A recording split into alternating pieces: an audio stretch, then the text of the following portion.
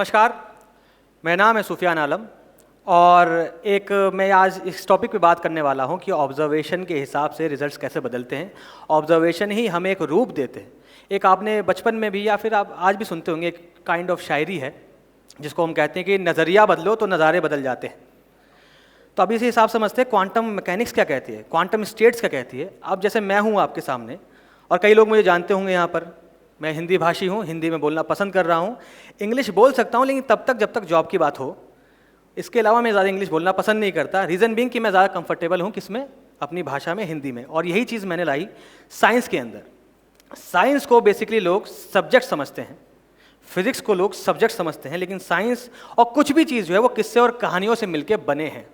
जैसे कईयों के लिए मैं शायद एक फिजिक्स टीचर हूँ, किसी एक्टर के लिए मैं शायद एक एक्टर हूँ, किसी के लिए मैं स्टोरी टेलर हूँ, नास्तिक लोगों के लिए मैं आस्तिक हूँ, आस्तिक लोगों के लिए मैं नास्तिक हूँ।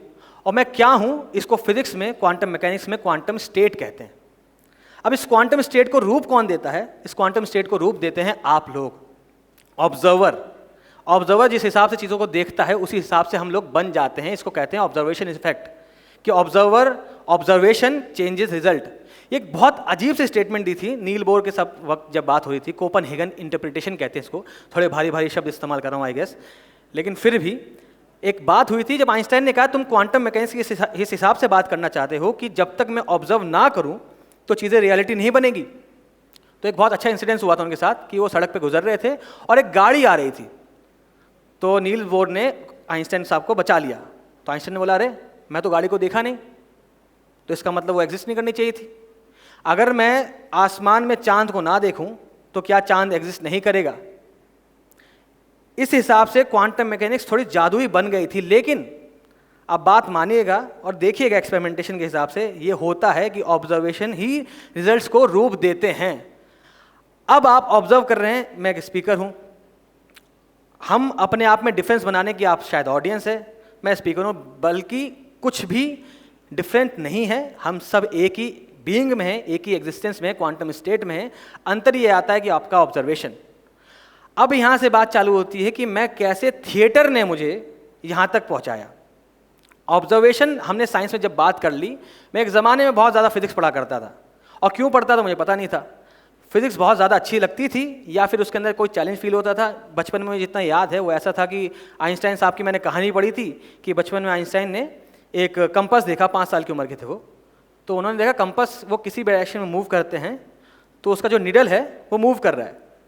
तो आइंस्टाइन ने अपने पिताजी से कहा कि यार, जो चीज़ दिखती नहीं है मतलब वो भी होती है।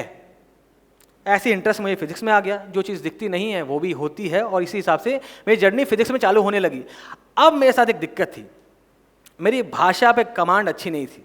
मैं बहुत फास्ट बोलता था, इनफैक्ट शायद आज भी फास्ट बोल रहा हूँ, लेकिन अभी थोड़ा कंट्रोल है क्योंकि मैंने इस चीज़ को ऑब्जर्व कर लिया है। मैं अभी ऑब्जर्व करके आपसे बात कर रहा हूँ।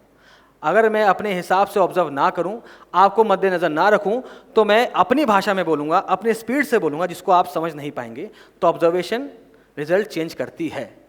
इसी हिसाब से अपनी इस भाषा को चेंज करने के लिए मैं थिएटर में गया, क्योंकि थिएटर, एक चीज़ मैं सुनी थी कि थिएटर अगर इंसान करता है तो भाषा पे कंट्रोल हो जाता है। अब भाषा पे कंट्रोल आ जाएगा तो मैं ऑडिशन या इंटरव्यू दे पाऊँगा, तो यार थोड़ी जॉब लग जाएगी।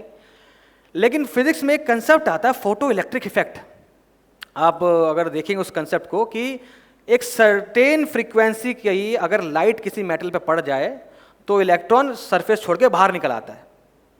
अब इसका मतलब क्या है, थिएटर में भी यही होता है कि 2.5 साल से ज़्यादा अगर आपने अच्छे से थिएटर कर लिया तो आप वापस नहीं जा सकते।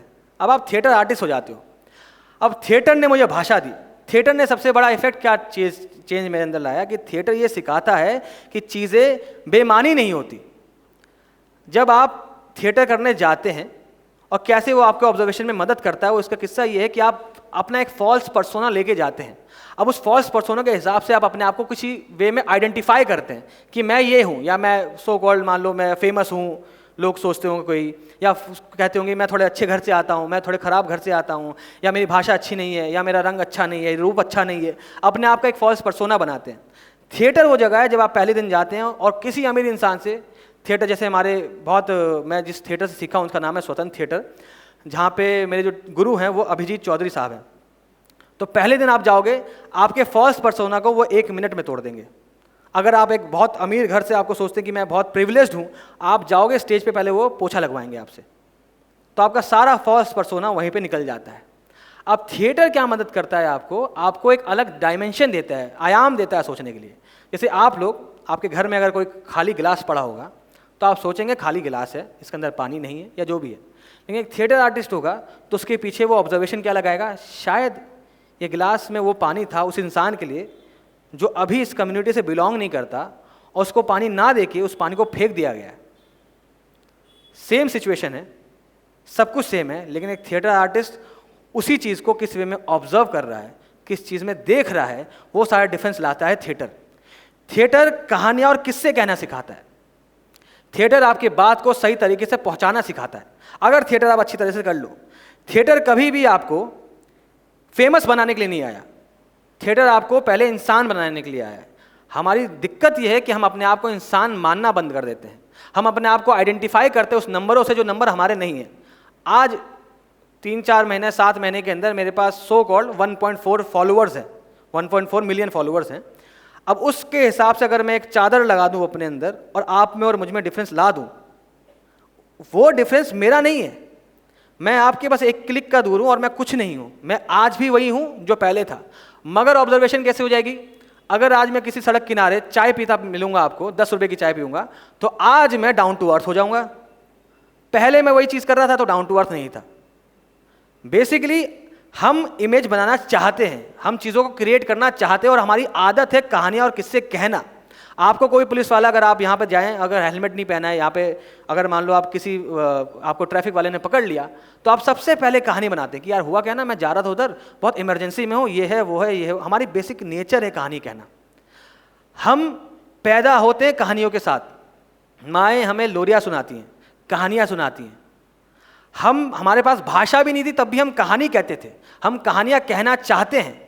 इस चक्कर में हमने अलग अलग आर्ट फॉर्म डेवलप किए। हमने भाषा इसलिए ही बनाई ताकि हम कह सके कहानियाँ। तो ये सारा कुछ जो है वो ऑब्जर्वेशन के हिसाब से ही डिपेंड करता है। और उसी ऑब्जर्वेशन ने क्या किया मेरे साथ, जब मैं कंटेंट बनाने की सोच रहा था, अब मैं थिएटर कर चुका था, थिएटर ने कॉन्फिडेंस दे दिया था, फोटो इलेक्ट्रिक इफेक्ट हो चुका था, अब वापस तो जा नहीं सकता अपनी दुनिया में जहाँ पे मैं जॉब करूँ या ये सब करूँ। जॉब पहले मैं कर रहा था, लेकिन अब आपको थिएटर की आदत लग जाती है। और ऐसी एक फिलॉसफी में सेइंग भी है कि ऑडियंस की तालियां किसी भी आर्टिस्ट के लिए, अभिनेता के लिए सरस्वती जी का श्राप होती है, कि उसकी आदत लग जाती है। ये चीज़ आइडेंटिफाई करने लग जाते हैं लोग। तो मैंने जब थिएटर काइंड ऑफ छोड़ा कुछ समय के लिए, अब मैंने देखा मेरे पास फिजिक्स की कहानियाँ हैं, मैंने फिजिक्स पढ़ी है, मेरे पास थिएटर है जिससे मैं कहानी कह सकता हूँ। मैं आज भी बिलीव करता हूँ कि साइंस और आर्ट और स्टोरी टेलिंग एक साथ चलते हैं।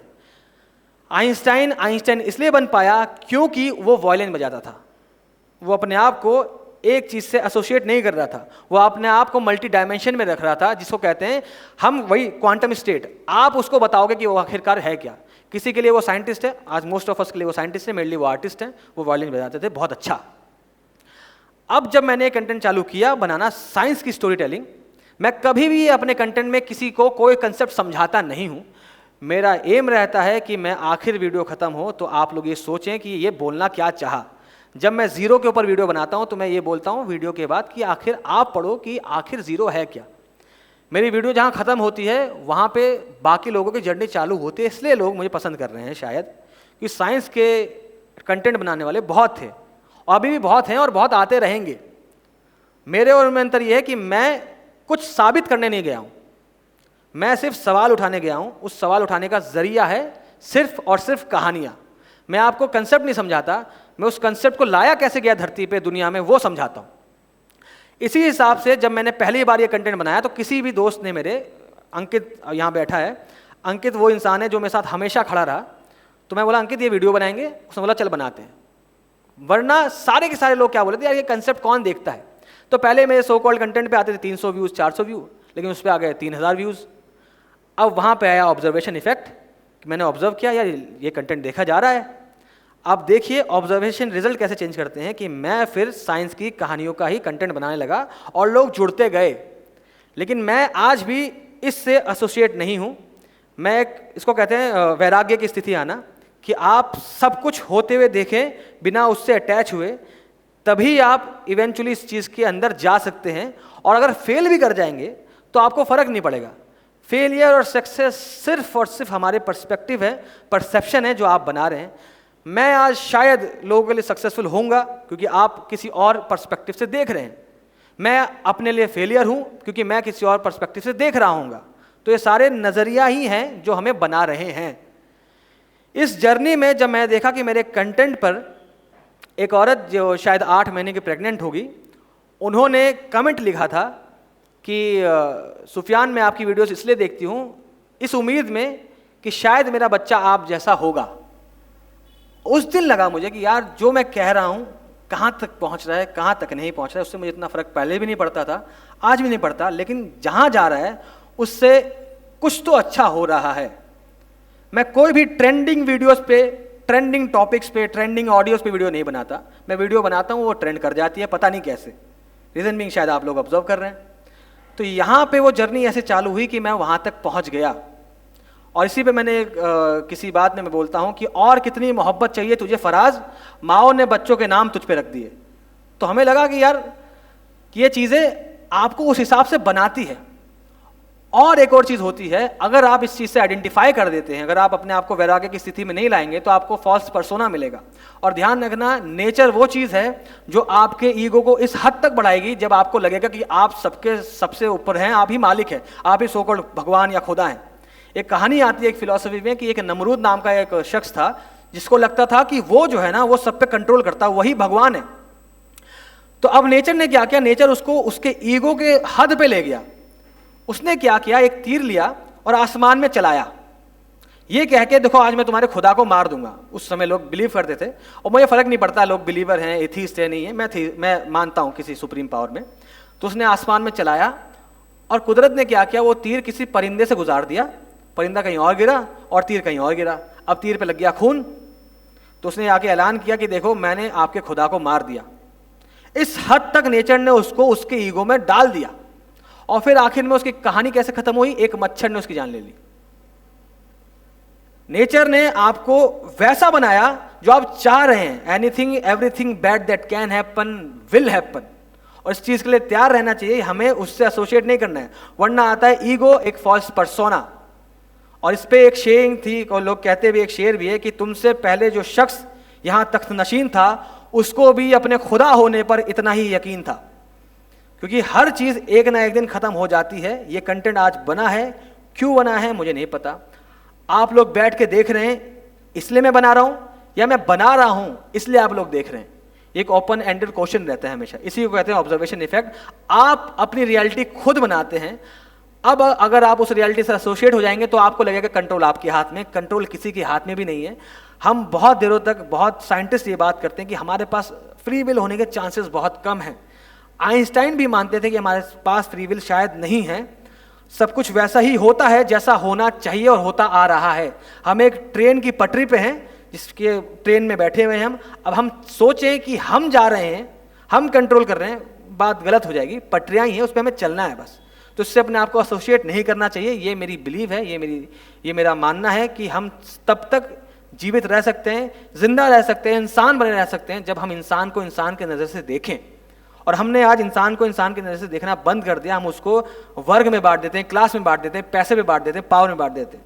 हम सब किसी भी एक सो कॉल्ड आइडेंटिफाई नहीं कर सकते। हम एक क्वांटम स्टेट में, और आगे वाले इंसान आपको फील कराते हैं कि आप क्या हैं। मुझे लोग फील कराते हैं शायद मैं स्पेशल हूँ, कईयों को नहीं कराते हैं। अंतर कुछ नहीं पड़ेगा, मैं आज भी वही हूँ जो पहले था और आगे भी वही रहूँगा, क्योंकि मैं इससे एसोसिएटेड नहीं हूँ। यही थी ये पूरी जर्नी जो मैं समझा कि ऑब्जर्वेशन इफेक्ट क्या हो सकती है। और ये जर्नी कैसे मिली, मेरी ताकत शायद मुझे लगती है कि मैं बहुत सारी चीज़ों को एक साथ मिला सकता हूँ, और तभी ये कंटेंट आप तक पहुँच रहा है। मैं आपको साइंस समझा रहा होता या फिजिक्स समझा रहा होता, आप बोर हो जाते। मैंने कंटेंट बनाया है ही वैसा जब आपको लगे कि आपके सवाल मुझसे पूछे जा रहे हैं, और जब सवाल पूछे जाएंगे तब मैं जवाब दूंगा तो लोग जुड़ेंगे। इसलिए ये कंटेंट इतना चला। और जोड़ने की एक आखिरी चीज़ पे मैं ख़त्म करता हूँ, जो मैंने एक ज़माने में शायरी लिखी थी, एक नज़म लिखी थी थिएटर और अपने साइंस को मिला के, उसी पे इस बात को मैं ख़त्म करूँगा। और इसको बिग बैंग से चालू करते हैं और थिएटर पे लाते हैं कि धमाके से शुरू हुई सारी कहानी, बिग बैंग। धमाके से शुरू हुई सारी कहानी, कायनात ना थी उसकी कोई निशानी। एक छोटे से गोले से कायनात बनाकर, सूरज चांद सितारे सब बनाए महज कुन फरमाकर। फिर कायनात में शोरगुल होने लगा, जमी बिछने लगी, आसमां चढ़ने लगा, सूरतें फिर सबकी नुमाया हुई। खाक से इंसान बने, आग ने इब्लिस दिया, शैतान दिया। लोग लड़ने लगे, खुद में बंटने लगे। फिरौन ने खुद को खुदा फिर बताया, कंस ने भी जहां में हड़कंप मचाया। वासुदेव कहना को सिर पे उठाकर दरिया में उतरे सबसे नजरें चुराकर। फिरौन की बहन ने फिर मूसा उठाया, दरिया था उनको किनारे पिलाया। रोमियो ने जूलियट से इश्क लड़ाया, लैला का दीवाना था मजनू कहलाया। हेमलेट ने बदले में तलवार उठाकर, और सबने धोखे से मारा अभिमन्यु को चक्रव्यूह में लाकर। जमीन में धंसने लगा, रथ फंसने लगा। कर्ण ही था जिसने सारा विष था पिया, कवच कुंडल को दान में चढ़ाकर। और लेट गए भीष्म पितामह बाणों की सैया पे जाकर। करबला हुई, जंग दुनिया हुई, ये सारी कायनात थी सब मंच पर सजी। एक छोटी सी दुनिया में कायनात बनाकर, पल भर में सारी दुनिया घुमाकर, काले पर्दे पे चांद सूरज दिखाकर मंच बनता है दुनिया को मंच बनाकर। धन्यवाद।